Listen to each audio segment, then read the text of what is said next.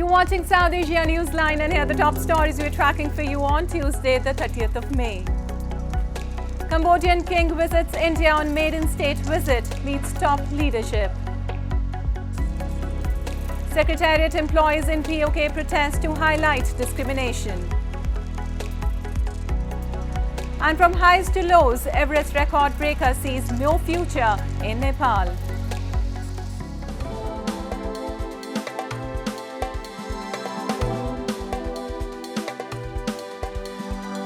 And now for all the details. Cambodian King Norodom Sihamoni on Tuesday received a ceremonial welcome in New Delhi a day after he arrived in India for his maiden state visit. The visit by the King of Cambodia is taking place after almost 6 decades, with the last being that of his father in 1963. He also visited and laid a wreath at Rajghat, the memorial of Indian freedom movement leader Mahatma Gandhi. Later in the day, King Sihamoni also met India's Foreign Minister S. Jaishankar and Vice President Jagdeep Dhankar. He also held bilateral meeting with Prime Minister Narendra Modi. This visit also marks the culmination of the celebrations of the 70th anniversary of diplomatic relations between both the countries. And terrorists shot dead a civilian working in a circus in Anantnag district of India's Jammu Kashmir on Monday night. The deceased civilian was identified by police as Deepu, a resident of Udhampur district. The area was cordoned off and searches were underway to trace the attackers. The recent attack comes 10 days after a massive crackdown by India's National Investigation Agency in an effort to dismantle the terror support system. The region had witnessed targeted killings of at least 14 civilians and non-locals in 2022. India accuses Pakistan-backed terrorists to spread unrest in its Kashmir Valley. However, Islamabad denies the charge. And well, in an effort to bring normalcy to the violence-hit regions of Manipur, India's Home Minister Amit Shah chaired a high-level meeting with Chief Minister Biren Singh and other senior officials in state capital Imphal to assess the situation. He also met community leaders and other stakeholders as violence in Manipur renewed earlier this week.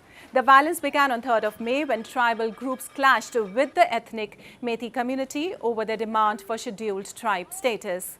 The growing tension and ethnic clashes have killed at least 60 people, leading to New Delhi rushing in army and paramilitary troops in the northeastern state.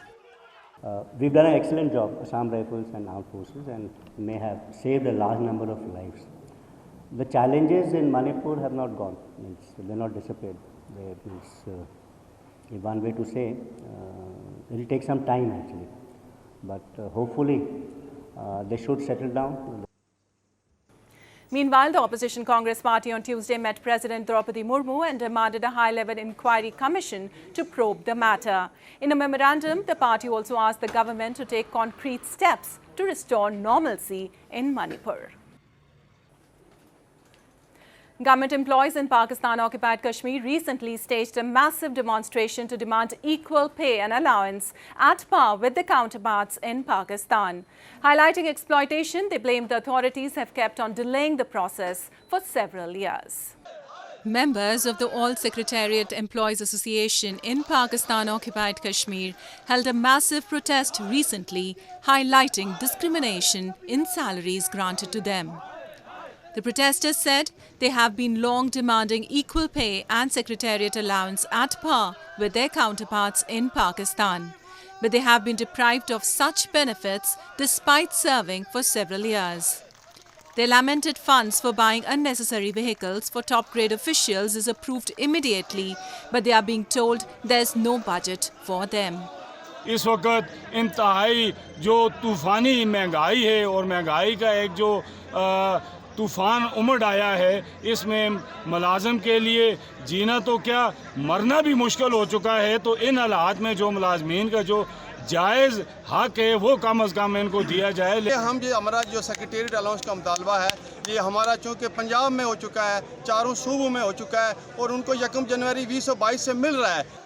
People working in different government departments accuse that their long due salary hike and promotions often meet a bureaucratic blockade at the behest of the political leadership of Pakistan. And the Asian Development Bank has approved a $350 million special policy-based loan to provide budget support to Sri Lanka for economic stabilization. The program is part of a broader package of financial assistance anchored by the IMF's bailout for the debt-ridden South Asian country. The country's State Minister of Finance, Shehan Sema Singh, welcomed the loan assistance and assured that the island nation will remain committed to the reforms to address internal and external imbalances required to return to a sustainable debt trajectory. The island nation secured a $2.9 billion IMF bailout in March, but must now have a debt restructuring framework in place by September to take the program forward. An Everest record breaker, Kami Rita Sherpa, who scaled Mount Everest for a record 28th time this month, has expressed that he is skeptical of his future in the country. He lamented that the government hardly does anything for the welfare of the Sherpa community and he wants to leave the country. Kami Rita Sherpa, who stood at the top of the world just days earlier, exultant at having summited Mount Everest for a record 28th time, has said that he is skeptical of his future in the country. The Nepali climber was given a hero's welcome upon his return to Kathmandu. But as he sat in his rented apartment, he said the government gets so much royalty because of Nepali climbers, but they hardly do anything for their welfare. He said many renowned Sherpa guides have left Nepal in search of better opportunities and he himself wants to go abroad.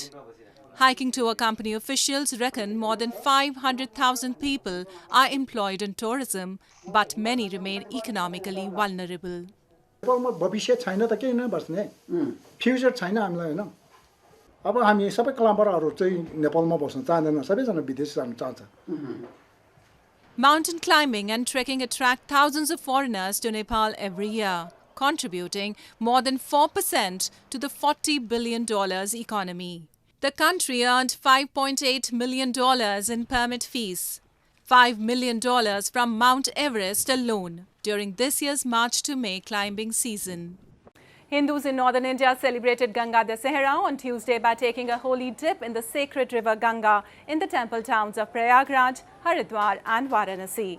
During the festival, devotees worshipped the holy river, which is venerated as a mother as well as a goddess, as it holds a uniquely significant place in Indian life and consciousness. The Ganga is a symbol of purity for Hindus. Devotees bathe in the river and offer prayers for the well-being of their families. बहुत ही ज़्यादा मज़ा आ रहा है जैसे कि आज गंगा जी का जन्म हुआ है और आज के दिन जैसे कि बहुत सारे लोग आए यहाँ पे बहुत सारे मतलब सबके दिल में ऐसी खुशी है जैसे कि मतलब हर साल एक नया हो. Regarded as a celestial river originating in the heavens, the legend holds that Ganga was gifted to mankind in answer to the great penance undertaken by King Bhagirath, after whom she is also called Bhagirathi. Bhagirath prayed for the Ganga to descend onto the parched earth and bring life. Well, that's all in tonight's edition. We'll see you same time tomorrow.